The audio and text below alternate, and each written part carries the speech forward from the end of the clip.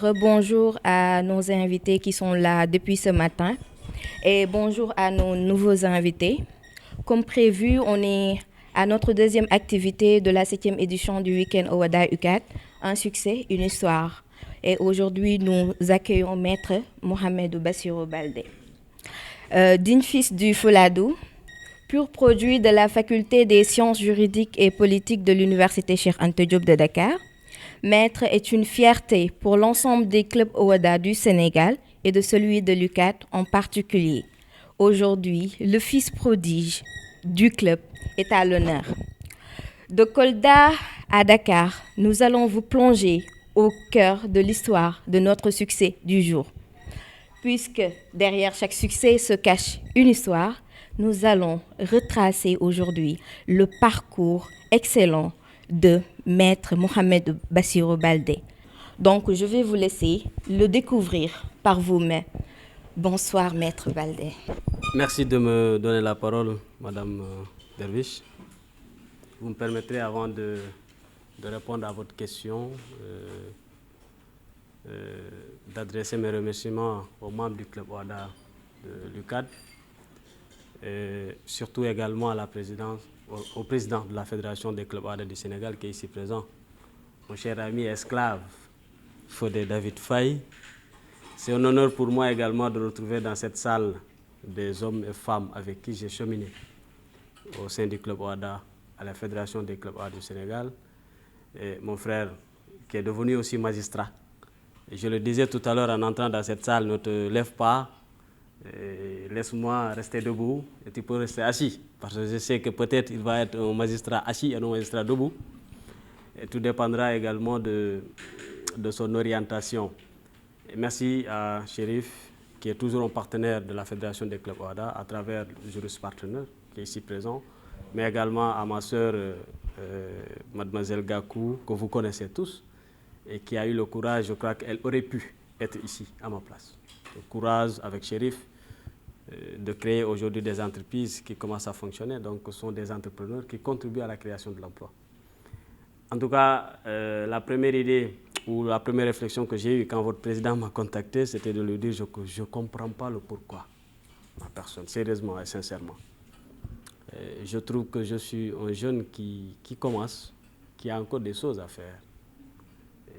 Des choses à faire. Parce que pour moi, à ce niveau-là, à ce moment, à cette période, on ne peut pas parler de succès. En tout cas, je ne considère pas cela comme un succès. Maintenant, si le club Owada juge nécessaire de parler de succès me concernant, il n'y a pas de souci, on va en parler. Mais personnellement, ce n'est pas le cas. Donc, je sais qu'encore une fois, il y a des challenges qui restent, des défis à relever. Et j'invite également ceux qui ont envie de le faire à s'armer de courage pour le faire. Nous, en tout cas, on est fiers de vous, de ce que vous avez eu à réaliser jusque-là. Et je pense que vous êtes en tout cas un parfait exemple pour nous. Et je pense que c'est ce qui justifie votre invitation aujourd'hui. Donc, notre première question, c'est celle de savoir, parce qu'on vient de faire votre présentation sans entrer en fait dans les détails. Alors, j'aimerais savoir, c'est qui réellement Maître Baldé? Qu'est-ce que nous avons en fait omis de dire? Qu'est-ce que je peux dire de moi en fait? C'est une question très difficile. Pourquoi elle est très difficile à répondre? En fait, il faut faire l'équilibre entre répondre à la question sans pour autant donner des leçons de morale, répondre à la question en vous donnant ce que vous voulez savoir, répondre à la question en vous disant exactement de ce qu'il en est. Je ne sais pas ce que je vais dire, comment est-ce que ça va être perçu. Et de votre présentation, ce que j'avais oublié de dire, que c'est un grand villageois. Je me suis toujours présenté comme un villageois depuis que je suis arrivé dans cette université. Et je continue encore une fois, même au sein du barreau, à me présenter comme ce grand villageois que je suis. Je suis un villageois citoyen du Sénégal, africain, et qui aime ses vaches, qui est également un éleveur. Voilà ce que je suis et ce que vous n'avez pas dit. Et c'est un honneur pour lui. Et je pense que villageois, villageoises, on l'est tous. Donc, je vais rebondir sur ça parce que vous dites que vous êtes un villageois et vous êtes fier de l'être. Et c'est pour cela que je suis tentée de vous demander de revenir peut-être un peu sur votre enfance, sur l'éducation que vous avez eue, sur les valeurs qui vous ont été inculquées et qui font qu'aujourd'hui, vous restez encore fier d'être un villageois. Je dois dire dans un premier temps que celui qui est devant vous n'était pas destiné à faire des études. Je suis un fils aîné et qui a connu deux éducations. Une éducation par sa grand-mère et une éducation achevée par sa mère et son père. Ma grand-mère était quelqu'un qui était très conservatrice, qui voulait que le fils aîné de son enfant puisse aller en école coranique. Elle avait ses raisons. Contrairement à mon père, qui voulait que je puisse faire des études comme nous les connaissons occidentales. Comme c'est elle qui m'a éduqué, à un moment donné, quand mon père a voulu m'emmener à l'école, elle a refusé. D'ailleurs, ceux qui me suivent un peu sur Facebook, il y a de cela quelques jours, je rendais hommage à ma grand-mère, de ce qu'elle m'a appris, surtout des secrets des vaches. Je reviendrai par rapport à ça. Alors, mon père m'a arraché en fait, au vrai sens du terme. Après des études que j'ai entamées, études coraniques, 2 ans, donc j'ai eu un peu de retard pour intégrer l'école. Bon, mon père avait vu nécessaire qu'il fallait me ramener et continuer à faire l'école. Alors là, je suis parti et j'ai commencé mon CI à l'école Amadou Diarga Baldé de Guiré Yoro Alpha. On me taquine aujourd'hui au barreau en me parlant de fils de Yoro Alpha. C'est ce que je suis. Alors, c'est un parcours très enrichissant qui n'a pas été du tout facile parce que quand tu es dans un village où les enfants sont destinés beaucoup plus à l'école coranique qu'à l'école occidentale, ça devient très difficile de s'en sortir. Et deuxième chose, au village, c'est pas comme ici, où l'enfant presque ne manque de rien du tout. Donc il faut être quelqu'un qui est prêt. Et au début, on ne peut pas être prêt. Je vous le dis en toute sincérité, il m'arrivait des moments où je ne voulais pas aller à l'école. Il m'est arrivé un jour où, voulant aller à l'école, j'ai manqué de chaussures. J'ai dit à ma maman, écoute, aujourd'hui, je ne pars pas à l'école. Je faisais le CP. Alors, ma maman, qui voulait coûte que j'aille à l'école, vous connaissez la solution avec les mamans. Donc, ce qu'elle a fait, c'était quoi? Écoute, tu vas aller forcément à l'école. Et l'école se trouvait juste à 100 mètres ou 200 mètres de chez moi. Donc, l'éducation qu'on connaissait avant, c'était une éducation de chicotte. Donc, soit tu pars, si tu ne veux pas aller, on va te chicoter. Et c'est ce qui s'est passé. Elle m'a chicoté jusqu'à l'école. Voilà. En me disant que, écoute, si tu vas acheter des chaussures, surtout que moi, je réclamais des chaussures neuves, en fait, à l'époque. Sinon, je ne pars pas à l'école. Elle me dit, OK, si tu vas acheter des chaussures, tu vas aller étudier. Tu vas te les acheter toi-même. C'est ce qu'elle a fait. C'est des choses qui m'ont marqué. Alors, après le primaire, au fur et à mesure que ça continue, tu prends conscience de la charge que tu as et tu te dis, écoute, je suis destiné à faire ça. Et je crois que j'accepte de le faire. Et après, il y a l'amour également qui commence à venir. Donc, si quelqu'un vous dit, depuis le CI, j'avais l'amour des études, ce n'est pas vrai, je ne l'avais pas du tout. Donc, c'est au fur et à mesure que je commence à avoir conscience et j'ai développé cela. Et j'ai pris conscience également que si le père a décidé de m'emmener à l'école occidentale et non à l'école coranique, c'est qu'il a ses raisons. Et j'avais tout à fait raison, aujourd'hui je le dis, et qu'il avait raison de me demander, écoute, va à l'école, consacre-toi à soi. Donc vous conviendrez avec moi que l'éducation est très importante pour déterminer le comportement, les qualités et l'avenir en fait d'une personne ou le chemin qu'il prendra en fait. Donc nous comprenons que vous n'étiez pas destiné à faire des études. Nous comprenons aussi qu'à un certain moment, vous ne vouliez pas faire des études. Alors maintenant, ce que nous voulons savoir, c'est pourquoi avoir choisi les études en droit après votre bac. Je lisais tout à l'heure une histoire de quelqu'un sur Facebook qu'on appelait le revenant. Vous ramenez cette question qui m'a été également posée à l'examen du barreau. Pourquoi les études de droit? Pourquoi tu veux être avocat? Alors j'avoue que du lycée jusqu'à la seconde, je ne connaissais rien du tout de droit. Ça va passer un vrai parcours du hasard. Du hasard, vous allez le comprendre. Alors j'arrive en seconde, je commence à me préparer, on termine la seconde, on est en première. On me dit qu'il faut chercher déjà ta carte d'identité nationale parce que tu dois te préparer l'année prochaine au bac, il faut en avoir. Ok? Je décide d'aller déposer, j'ai mon extrait de naissance, je dépose. Alors, je pars déposer. Avant de déposer, pour chercher l'extrait de naissance, c'est là où c'est venu, on me dit que non, ton extrait a été annulé. Mon extrait a été annulé, je ne comprends pas, c'est avec cet extrait-là que j'ai obtenu mon entrée en sixième, le CFE, c'est avec également le même extrait que j'ai obtenu le BFM. Mais cette fois-ci, on me dit non, l'extrait a été annulé parce que le même numéro de registre a été attribué à une autre personne. Donc il fallait procéder à une modification, annulation, obtention de nouveaux extraits. Je dépose mes demandes auprès de la gendarmerie, une enquête qui dure jusqu'à ce qu'on transfère le dossier au niveau du tribunal d'instance. C'est là où ça va commencer. Alors, je suis en première, je fais mes cours le mercredi. Je n'oublie pas le jour, c'était un mercredi, je terminais à chaque fois à 10h le cours. À chaque fois que je termine, je suis au tribunal pour me renseigner par rapport à mon dossier. À chaque fois que j'arrive, la secrétaire me dit, bon, écoute, ton dossier, bon, ça va, nous sommes là-dessus. 1 mois, 2 mois, ça ne bouge pas. Alors, un jour, je viens, elle me dit la même chose. En descendant, je vois des personnes entrer dans la salle d'audience. Je ne connaissais pas ce qui s'est passé. Je demande, on me dit, bon, c'est là-bas qu'on juge les personnes.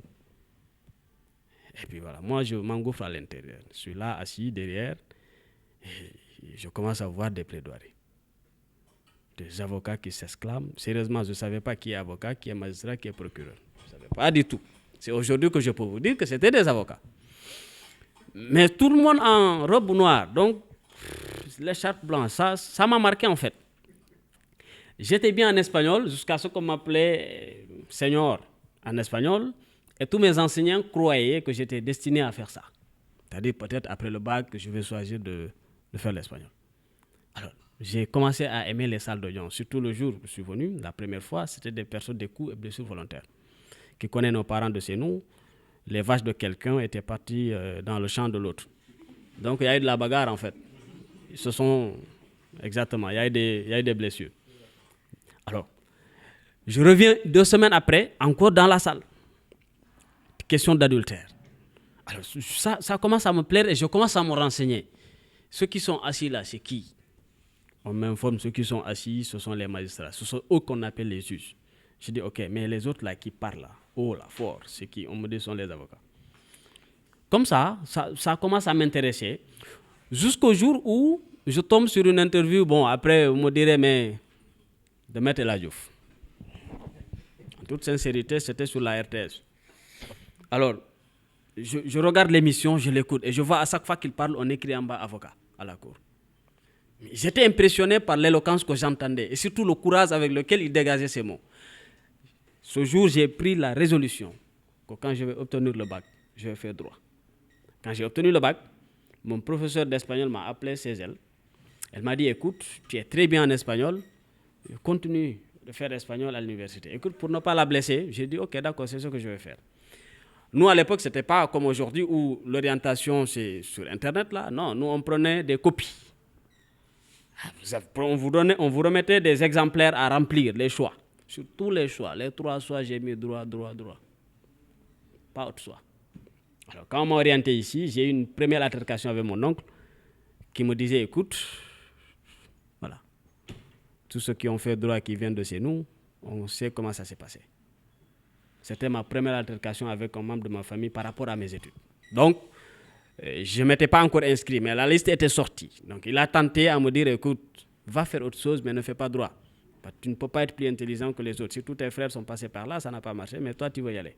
Mais j'ai décidé d'y aller parce que j'ai été marqué par ce que j'avais vu et je voulais rester à la faculté de droit. Maître aime les vaches et par le fruit du hasard, c'est dans une histoire de vache qu'est née aussi sa passion du droit. Alors, Maître, vous avez quitté Kolda,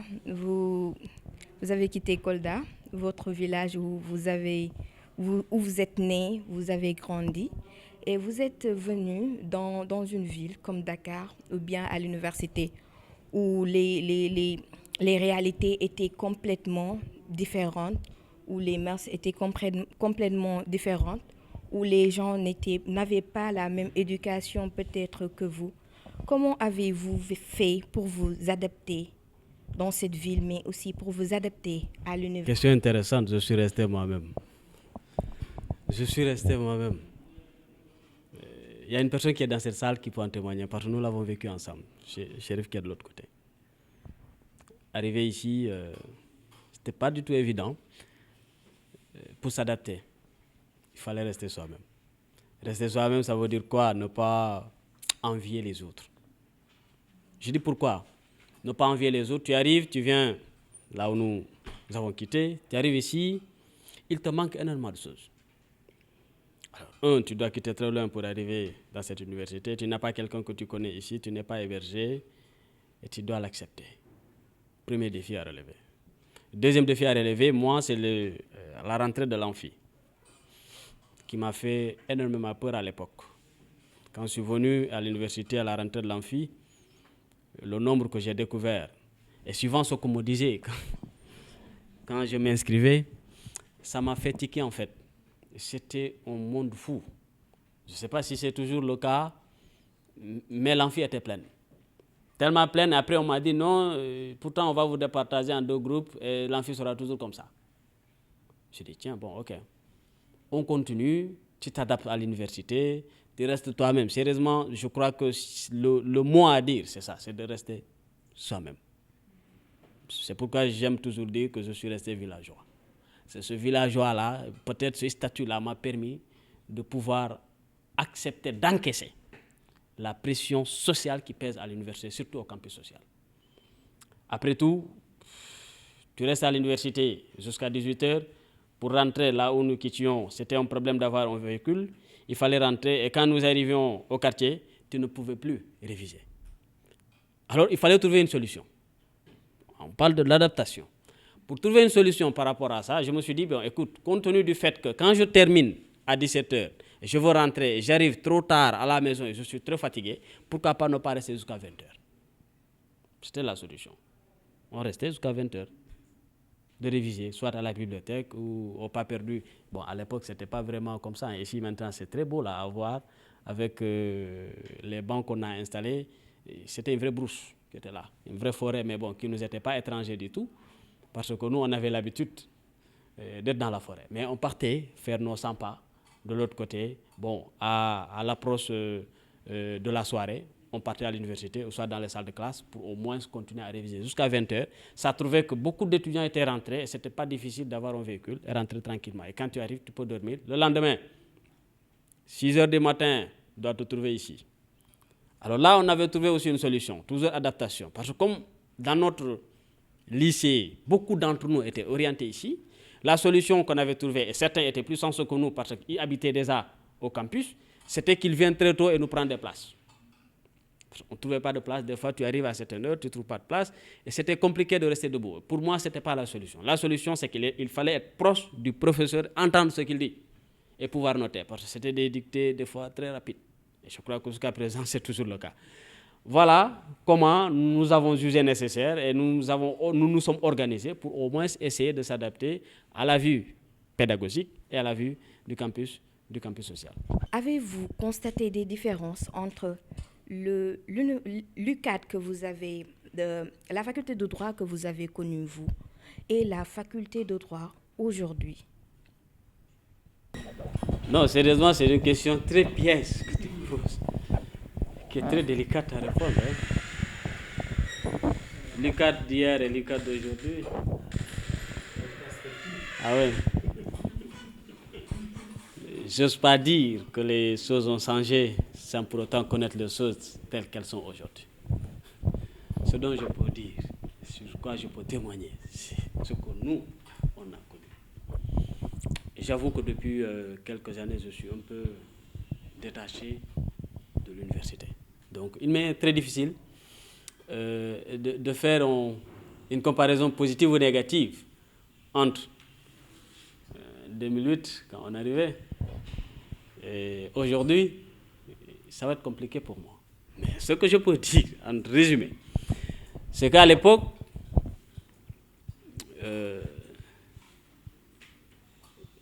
on a connu, c'était la première promotion, on est la première promotion du système LMD, c'est ça? Alors, il y avait des problèmes pédagogiques, sérieusement. Et qu'on dénonçait, qu'on dénonçait chaque fois, qui nous a valu des fois des problèmes avec l'administration. Je ne sais pas si c'est les mêmes problèmes qui existent aujourd'hui ou pas. Donc c'est pourquoi il m'est très difficile de pouvoir faire cette comparaison-là. Peut-être quelqu'un qui connaît et qui a vécu et qui est là aussi aujourd'hui, surtout les enseignants et autres, ils peuvent apporter un témoignage par rapport à ça. Et elle est très délicate pour moi. Tout à l'heure, vous avez parlé de problèmes pédagogiques que vous dénonciez. Et là, ça va nous permettre de vous demander quel genre d'étudiant était Maître Baldé. De toutes les catégories d'étudiants. Oui, j'étais sérieux. J'étais non sérieux. Président Ndao.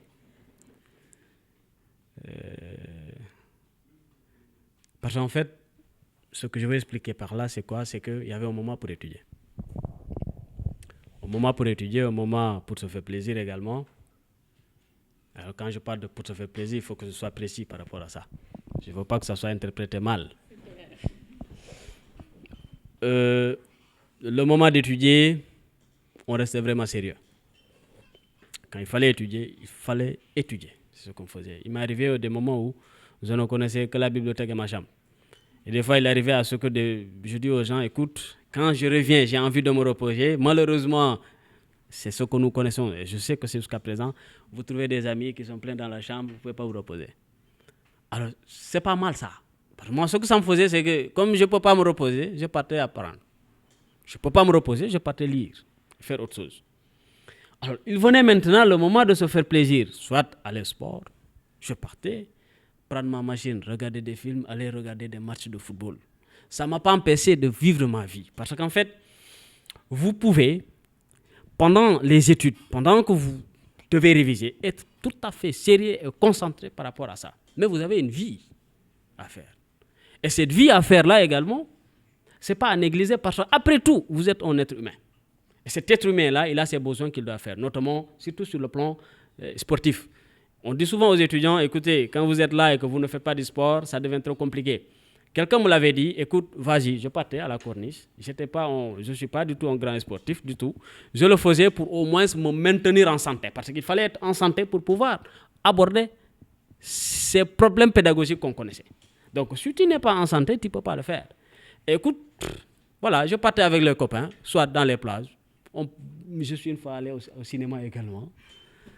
Donc, du coup, ce que j'aimerais pas, c'est qu'on nous dise que pour réussir à l'université ou pour être quelque chose, il faut vraiment être absolument sérieux. Pour moi, ça n'a pas été le cas. Il faut que je sois sincère avec vous. J'ai été sérieux quand il faut étudier et je me suis occupé de moi-même quand il faut le faire. Donc, je trouve que ces deux choses-là, quand la personne parvient à les séparer, tu pourras faire ta vie et réussir là où tu as envie de réussir. Donc, le secret est simple. Never give up, ne jamais abandonner, apprendre de ses échecs et toujours chercher à faire partie des meilleurs. Alors, maître, maintenant, nous allons passer à votre vie associative. Et ma première question semble être évidente. Quand avez-vous intégré le club OHADA UCAD? Comment et pourquoi? Alors, le club OHADA UCAD, c'est toute une histoire. S'il y a un sujet qui me plaît, sur lequel j'ai envie vraiment de discuter, c'est ce sujet-là. Le club OHADA UCAD. En 2012-2013, j'étais déjà dans un autre club qui s'appelait Club d'animation pédagogique, où j'étais membre de la commission scientifique de ce club-là. Jusqu'en 2012, on organise, vous venez de le dire dans la présentation, le concours de plaidoirie qui a été organisé par l'Institut, par l'IDHP. Alors, juste après, il y avait également à côté un homme généreux. Je le rends hommage, le président Moussa Konaté. Et je venais de terminer la licence, j'allais commencer le Master 1. Je m'intéressais à l'OHADA. Parce que, bon, après, quand tu fais les cours de droit des sociétés, droit commercial général, tu commences vraiment à t'intéresser. Alors, en m'intéressant à l'OHADA, quelqu'un me dit, mais pourtant, ici, il y a un club OHADA. Mais malheureusement, que nous, étudiants, qu'on ne sentait pas, qui n'existait pas en fait. Il me dit, oui, il y a un club OHADA ici. Alors, il m'indique le bureau, je pars voir le président Moussa Konaté, j'en discute, je dis, écoute, moi je suis intéressé et je voudrais vraiment faire partie de ceux qui vont diriger le club, parce que c'est les termes que j'ai utilisés. Parce que j'ai envie de donner plus et de permettre au club d'exister et d'être beaucoup plus vu à la faculté de droit. Alors, après ce concours-là, il m'appelle dans son bureau, il me dit, mais écoute, moi d'ailleurs je cherchais quelqu'un qui peut vraiment me remplacer et je crois que tu as le profil. Pourquoi il a dit ça, je ne sais jamais. Alors, ça m'intéresse et je commence à bâtir ce projet-là avec Chérif qui est là, et mon cher ami Sis, avec qui je partageais la même chambre à l'époque, au campus. Nous avons commencé à réfléchir par rapport à ça. Donc je me suis dit, mais écoute, parce que j'aimais la matière, le droit OHADA, alors il fallait qu'un club puisse être dynamique dans cette faculté de droit. Mais comment y arriver? Parce que quand tu arrives dans un club et tu trouves absolument rien du tout, il n'y a rien à part le bureau et les paperasses qu'on te remet. Mais il n'y a pas de moyen de fonctionnement. Alors, je me suis dit que c'est possible et qu'on peut y arriver. Et la chance que moi j'ai eue, sérieusement je le dis, la chance que j'ai eue, c'est d'avoir également eu des hommes et femmes qui croyaient à ce projet-là. Des hommes et femmes qui étaient convaincus que le club OHADA allait pouvoir éclore. Et alors, immédiatement, dans ma tête, je me suis dit que je ne veux pas que ça soit un club pour les privatistes, c'est-à-dire ceux qui font du droit privé, affaires judiciaires. Non, il faut également qu'on s'en ouvre aux publicistes, parce que la matière OHADA, contrairement à ce que beaucoup pensent, ce n'est pas seulement du droit privé. Parce que le traité, quand il vient de question de traité, ah non, ça c'est du droit public. Alors dans ce cas-là, je me suis intéressé et c'est ce qui a fait que vous avez retrouvé des Mamadou Sis dans ce club, des Papa Massamba Ndiaye dans ce club et bien d'autres publicistes qui ont venu intégrer les rangs. Je ne dis pas que nous avons réussi, mais au moins nous avons fait ce qu'il fallait faire au sein du club OHADA de l'UCAD. Et ça, si vous regardez un peu les archives, vous verrez des photos où on est en t-shirt, des t-shirts verts, si je ne me trompe pas, Momar. C'est sorti de nos propres poches.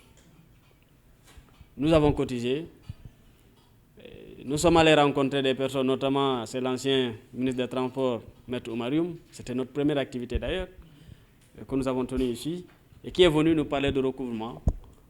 Tous nos déplacements à car rapide et autres, il fallait que ça sorte de nos poches. Jusqu'à ce qu'après, les choses commencent à bouger et que le club a eu reconnaissance qu'il fallait, non seulement au niveau national, mais également au niveau international.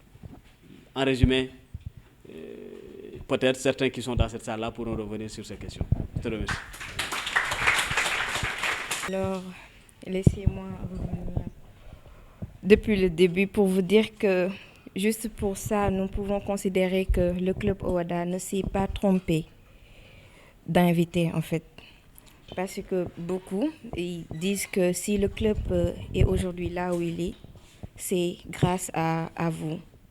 Et c'est pour cela que je voudrais qu'on revienne un peu sur l'histoire du week-end OHADA UCAD. Cette idée, parce que, rappelons-le, le week-end OHADA UCAD a été organisé pour la première fois sous votre mandature. Tu me permets, avec cette question, de rendre hommage à des personnes qui ne sont plus là. En fait, quand je dis qu'ils ne sont plus là, c'est qu'ils sont ailleurs, qui ont énormément contribué au week-end OHADA. J'ai mémoire à Traoré, Marietou, parce que le nom du week-end OHADA n'est pas venu de moi. Quand nous avons décidé d'organiser une activité d'envergure, je suis parti un jour voir le professeur Mayata, discuter avec lui. Je dis que mais moi j'ai envie, dans les activités du club OHADA, d'organiser quelque chose. Il me dit, organise même si c'est une seule activité dans l'année, mais qui fera parler du club. Fais en sorte que ça soit l'activité phare du club, même si c'est une seule activité par année. C'est mieux que d'organiser des conférences, des rassemblements chaque 2 mois, 3 mois, qui après, quand ça termine, c'est fini, on oublie. Alors quand il me dit ça, je me suis rendu compte que c'était intéressant. Alors, nous avons tenu une réunion de bureau à l'époque et nous avons demandé à tous ceux qui étaient là, chacun de réfléchir sur le nom qu'il fallait donner à cette activité-là. Alors, chacun a réfléchi sur les 48 heures scientifiques du club OHADA. Il y avait beaucoup plus de noms, plusieurs noms ont été dégagés. Alors, le bureau a retenu l'idée qui a été émise par Mariatou Tchidjou. Aujourd'hui, les membres du club OHADA ne la connaissent pas, mais c'est elle qui était membre du club OHADA à l'époque et membre du bureau du club OHADA à l'époque qui a donné son nom-là, qui a été maintenant adopté, bien sûr, par le bureau. Alors, nous sommes partis de là. Alors, les contraintes ont commencé quand l'activité a pris forme. Les contraintes, c'était quoi? De dire, mais écoute, c'est vraiment fou, ta part, on a eu même un problème d'organiser une petite conférence, toi, tu veux organiser 48 heures. En fait, c'était ça. Procès, le vendredi, c'est ce que vous faites aujourd'hui. Le samedi, une conférence de ces activités. Alors, moi, dans mon fort intérieur, je me dis, non, mais écoute, c'est possible. Maintenant, c'est à nous qui sommes là et qui se sont engagés et qui croyons à ce projet-là de nous battre pour qu'au moins ça puisse avoir lieu. Et c'est parti comme ça. Et c'était la première fois qu'on invitait maintenant des autres membres des clubs OHADA, notamment Saint-Louis, Ziguinchor, de venir prendre part aux activités que nous allions organiser. On n'avait pas les moyens de les loger comme ça se fait maintenant ailleurs. On les logeait à l'université dans les chambres étudiantes. C'était ce qui s'était passé. Cette activité a été une réussite totale. Je crois qu'il n'y a pas plus grande réussite que cette activité qui a tout impulsé en fait. Nous avons ensemble, avec les membres du club OHADA, essayé au moins de rencontrer les autorités des canals et de trouver des partenariats gauche et droite. Et c'est ce que nous avons fait. Parce qu'un budget de 48 heures pour des étudiants, parce que contrairement à la perception qu'on a de l'extérieur du club OHADA, certains croient que le club OHADA est constitué par des praticiens. Alors que le club OHADA est dirigé par des étudiants. Et je dois vous le dire qu'à un moment donné, certains ont voulu arracher le club OHADA des mains des étudiants. Ça, c'était durant ma présidence. Pourquoi? Parce que pour eux, écoute, ailleurs dans tous les pays membres de l'OHADA, presque, les clubs OHADA ne sont pas dirigés par des étudiants. Pourquoi c'est vous, c'est dirigé par des étudiants? Donc l'idée commençait à germer comme ça, mais il fallait refuser et dire non, si vous voulez créer un club, créez votre club, mais le club OHADA de l'UCAD restera et va demeurer. Alors, donc c'est en faisant nos activités que nous nous sommes renforcés en termes de partenariat. Parce que évidemment, là vous devez comprendre une chose, c'est que dire aux partenaires venez alors que vous n'avez rien fait qui prouve qu'ils peuvent venir, les partenaires ne vont pas venir. Parce que nous, quand on débutait, on n'avait absolument rien du tout, mais on croyait, en commençant par ces petites activités-là, les gens commençaient à s'intéresser à nous.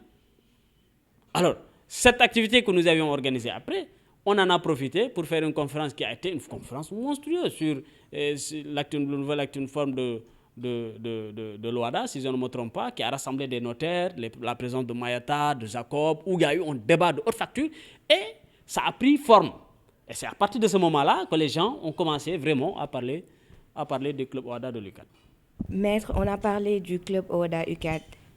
Je pense que, si je ne me trompe, c'est le premier club qui est né au Sénégal en tant que club OHADA. Et aujourd'hui, nous parlons plus seulement de club OHADA UCAD, mais d'une fédération avec plus de 11 clubs. Alors, je pense que c'est l'occasion aussi de parler de cette fédération-là, où vous étiez aussi président pendant de très longues années. Il ne faut pas qu'on me présente comme un dictateur là, non, c'était 4 ans. C'était 4 ans. La Fédération des clubs OHADA du Sénégal, elle ne s'appelait pas comme ça. Hein, c'était, si je dis elle ne s'appelait pas comme ça, je vais m'expliquer. C'était le club OHADA Sénégal qui existait, qui était là, avec une prétendue fédération en fait. Alors nous, quand nous sommes arrivés en 2013, nous avons commencé nos activités, immédiatement nous nous sommes intéressés à la fédération. Parce qu'on savait que ça existait. Alors, il m'est arrivé de décrire des mails à des Ivoiriens pour avoir des informations sur la fédération. Mais ça ne poussait pas jusqu'au jour où Mme Mimi Touré, à l'époque, qui était ministre de la Justice, décide, avec la Commission nationale OHADA, de mettre en place une commission et de demander à la commission d'aller à la rencontre des clubs OHADA pour au moins savoir comment ils fonctionnent, quels sont leurs besoins. Nous, on était impatients de les recevoir. Ils sont venus. Le premier problème que nous, on avait posé, c'était la Fédération des clubs OHADA du Sénégal. Parce que pour nous, ce n'était pas acceptable qu'au Sénégal, qu'on veut promouvoir le droit OHADA et que les clubs qui sont au sein d'une fédération, que ce soit une fédération de nom. On n'était informé de rien du tout. On ne savait rien de ce qui se passait au niveau de la fédération, comment elle était constituée, qui étaient les membres. On ne savait pas absolument rien du tout sur ça. Donc, il fallait redynamiser la Fédération des clubs OHADA du Sénégal. Alors, ils ont rendu compte, après le président de la Commission nationale de l'OHADA, actuellement qui est juge à la Cour commune de justice et d'arbitrage, Mountaga Adjouf, a envoyé un émissaire me demandant d'aller le rencontrer. Alors, le même jour, il a aussi convoqué, à l'époque, le président de la Fédération des clubs OHADA du Sénégal. On s'est retrouvés dans son bureau au cours des discussions. Je lui ai dit, écoute, moi en tout cas, depuis que je suis arrivé, et des renseignements que j'ai eus, parce qu'après j'avais pris la tâche également avec Mohamed Ndiaye qui était à l'époque au niveau du club OHADA de l'UGB, qui m'a expliqué, en me faisant un mail assez long, des problèmes qu'ils avaient avec la Fédération des clubs OHADA du Sénégal. Alors j'ai immédiatement exposé, moi, en étant tout sincère, mon désaccord par rapport au fonctionnement de la Fédération des clubs OHADA du Sénégal. Et deuxième chose, la commission commençait à s'intéresser au club OHADA. Et là où c'est intéressant et que vous devez savoir, c'est que pendant très longtemps, la commission nationale OHADA ne considérait pas le club OHADA de l'UCAD. Le pourquoi? Le pourquoi, c'est ce que j'ai dit en démarrant, c'est parce que le club OHADA de l'UCAD ne faisait pas d'activité visible. Celui qui faisait d'activité visible, c'était des deux. Un peu l'université Assane Seck de Ziguinchor et plus l'université Gaston Berger de Saint-Louis. Donc du coup, pour lui, les clubs qui sont là, dynamiques, c'était l'UGB et un peu Assane Seck. Alors, nous, on a exposé notre point de vue par rapport au fonctionnement. Pour dire, écoutez, nous ne voulons plus de ce fonctionnement-là, que nous ne trouvons pas assez démocratique, il faut essayer de voir comment le changer. C'est le président de la Commission nationale OHADA qui a pris l'engagement devant nous qu'il faut organiser et tenir une assemblée générale de la Fédération des clubs OHADA du Sénégal. Et c'est la Commission nationale qui a pris également en charge le déplacement des autres clubs OHADA, notamment UGB, Université Assane Seck de Ziguinchor, et un autre club, je revenais là-dessus, de Thiès, mais au vrai sens du terme, qui n'était pas du tout un club OHADA. Alors, comme je m'étais vraiment engagé et je voulais changer les choses et que je me suis rendu compte que au moins ce que nous avons impulsé au sein du club OHADA, ça prenait forme et que ça allait changer les choses, je me suis dit mais pourquoi pas, parce que j'avais un projet pour la fédération, je vais aller au niveau de la fédération. Les problèmes ont commencé ce jour-là. Alors, les mêmes problèmes que j'ai rencontrés, mais à la différence minime, quand j'ai intégré le club OHADA, c'est qu'au sein de la fédération, j'avais rencontré une farouche opposition du président sortant. Voilà. Qui me disait que non, écoute, qu'il n'y aurait même pas de passation de service. Et il n'y en a jamais eu de passation de service. Quand j'ai intégré la fédération en tant que président, il n'y a jamais eu de passation de service. Il a tout refusé. Que ce soit des cachets, que ce soit les documents que la fédération avait, que ce soit le compte bancaire de la fédération, absolument rien du tout. Le compte que la fédération a, c'est nous qui l'avons créé. Donc, nous avons pris la fédération. Alors, l'idée de l'Assemblée générale, c'était, moi, ce que j'avais demandé, c'est qu'il y ait une présidente tournante. Mais bon, après, quand les autres clubs qui croyaient pouvoir gagner la présidence ont refusé cette idée-là pour dire non, on n'a pas besoin de présidente tournante parce que si on commençait, Dakar d'abord allait prendre. Voilà. Ensuite, il fallait penser à l'université de Saint-Louis et après Ziguinchor. Donc, compte tenu de ça, ça n'a pas marché. Ils croyaient que l'idée, c'était que pour nous, on commence à présider la fédération. Elle a été refusée par l'Assemblée. Donc, quand nous sommes partis à l'élection, ils ont eu confiance. Ils m'ont confié le mandat de 2 ans à l'époque de la Fédération des clubs OHADA du Sénégal. Ensuite, on arrive. Les textes étaient des textes vraiment bizarres. Il fallait régler ça. Nous l'avons confié à l'époque à Amadou Sarr, qui était de l'université de Saint-Louis, qui a fait quand même des textes qui étaient très appréciables. Ensuite, il fallait régler le problème de l'université de Thiès. Alors, pourquoi le problème de l'université de Thiès? C'est qu'au sein de la fédération, je m'étais dit, il faut que tous les clubs qui reçoivent maintenant des subventions, parce qu'on venait de régler ça avec le président de la Commission nationale, qu'il y ait au moins de la transparence dans la gestion des finances. Parce que quand vous recevez des fonds pour au moins promouvoir le droit à WADA et faire fonctionner vos structures, il faudrait que la destination de ces fonds-là soit utilisée par rapport à leur objectif bien déterminé. Mais on se rendait compte qu'il y avait un club qui était là, qui bénéficiait de la subvention de la Commission nationale de l'OADA, mais qui les utilisait à leur propre fin. En fait, quand je dis un club, c'était une personne. Il fallait régler son problème. Donc, mon premier mandat, moi, quand je suis arrivé, c'était de régler ces questions de texte-là, et deuxième chose, faire en sorte que la fédération soit totalement transparente dans son fonctionnement. Parce que maintenant, on avait des clubs qui se reconnaissaient au sein de la fédération. Alors, avec l'appui de la Commission nationale, nous avons pu régler ça.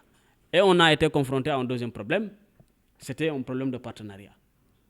Alors, la première subvention qu'on a eue de la fédération, on l'a utilisée sur la totalité, en achetant des documents. Et c'était la première fois qu'on dotait les clubs OADA de documents, c'est-à-dire de livres qu'on avait achetés à la bibliothèque 80 à l'époque. Ensuite, le reste, on a eu des dons venant comment ça s'appelle encore? Du crédit là, qui nous a quand même fait une dotation d'ouvrage. Donc, pourquoi je l'avais fait en fait? On s'est dit qu'on ne peut pas revendiquer la mission de promotion du droit à WADA et ne pas le connaître. Ce n'est pas possible. C'est que si nous ne connaissons pas le droit à WADA, on ne peut pas le promouvoir. Et pour le promouvoir, il faut avoir des documents vous permettant de pouvoir promouvoir le droit à WADA. Donc c'est dans ce cadre-là, on a tout utilisé, on a acheté des documents. Et quand nous avons fait le compte rendu, et ça également qui a été un parcours du combattant pour identifier le mail pour envoyer le compte rendu de notre activité. Parce que toujours en écueil, comme je vous l'explique, le président sortant n'avait pas voulu faire une passation de service. Il a fallu encore que je remonte jusqu'en Côte d'Ivoire pour qu'on me communique un mail et qu'on envoie le compte rendu à ce mail-là. Et quand on a publié l'activité, c'est à partir de ce moment-là que l'UNIDA s'est intéressée à nous. C'est venu de là. Donc, quand l'UNIDA a vu que nous avons utilisé nos propres moyens et nous avons acheté des documents, immédiatement, la première question qu'ils m'ont posée, qu'est-ce qu'on peut faire pour vous? Et la réponse que je leur ai donnée, nous avons besoin de documents. Donc, les dotations de l'UNIDA et l'accompagnement de l'UNIDA a commencé à partir de ce moment-là. C'est pourquoi je vous disais dès le début, c'est que si vous ne faites rien, vous risquez de ne pas avoir quelqu'un qui vous accompagne. Mais par contre, si vous faites quelque chose en vous faisant violence, vous allez avoir des personnes qui vont s'intéresser à ce que vous faites. Aujourd'hui, nous avons des invités qui ne connaissent pas ce que c'est vraiment la Fédération des clubs OADA UCAD. Donc nous voudrions que vous nous dites c'est quoi en fait le rôle de la Fédération des clubs OADA UCAD. La deuxième question qui ne va pas être répondue. Il y a une première, je n'ai pas répondu, et celle-ci également, je ne vais pas répondre à cette question. Le pourquoi, mon président est dans la salle. Hier, je le disais, tu es mon esclave, mais par contre, tu es mon président. Je suis membre de la Fédération des clubs OADA du Sénégal, membre honoraire. Le président de la Fédération, il est ici en termes protocolaires. Parler de la Fédération pour des choses qui existent aujourd'hui, je préfère que ce soit lui qui se prononce sur ça, qui parle de la Fédération, qui explique c'est quoi la Fédération des clubs OADA du Sénégal, comment être membre de la Fédération des clubs OADA du Sénégal, parce que c'est lui qui est habilité à le faire. Et c'est lui également qui est notre représentant, qui est la personne morale par rapport à ça. Donc c'est pourquoi c'est une question que je ne vais pas répondre. Peut-être vous aurez l'occasion de discuter avec lui sur ça, il pourra apporter des éléments de réponse.